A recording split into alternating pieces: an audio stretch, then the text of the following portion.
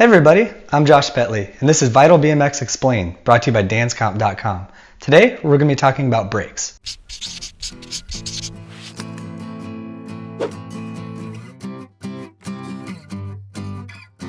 Believe it or not, brakes aren't just on cars and monster trucks. You can also put them on the front or back of your BMX bike to stop or do certain tricks. First things first, if you're going to run brakes, you're going to need mounts.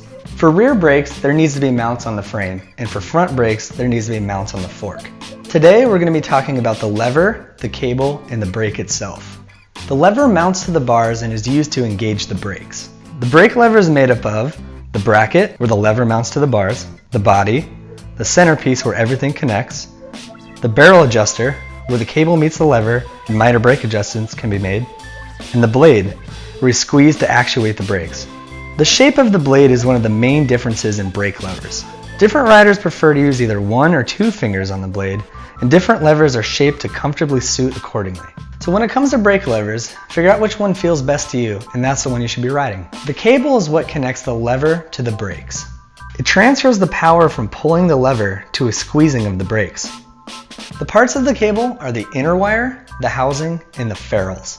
The inner wire is a steel braided cable that has a metal barrel shaped stub on the end of it.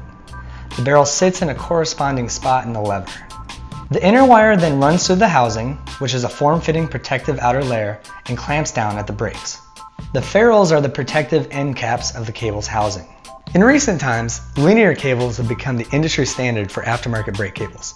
Linear cables use advanced technology to create a smoother, more powerful pull.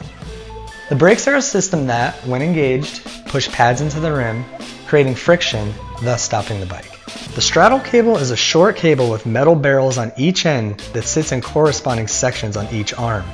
The arms are 2 symmetrical pieces that pivot evenly on mounts. The arms hold the brake pads in place. The pads are pieces that physically grab the rim, which stops the wheel from rolling. The springs are placed on the arms.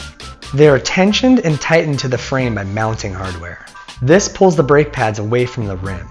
When the lever is pulled, they spring inward and do their job.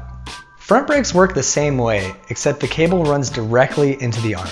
Brakes are by far the most adjustable piece on the bike. Through adjustments in the spring tension, how much of a gap you allow when tightening the cable, and brake pad placement, brakes can feel thousands of different ways. Brakes require routine maintenance to keep them working at their best. Brake pads and cables tend to wear out quickly for using them a lot.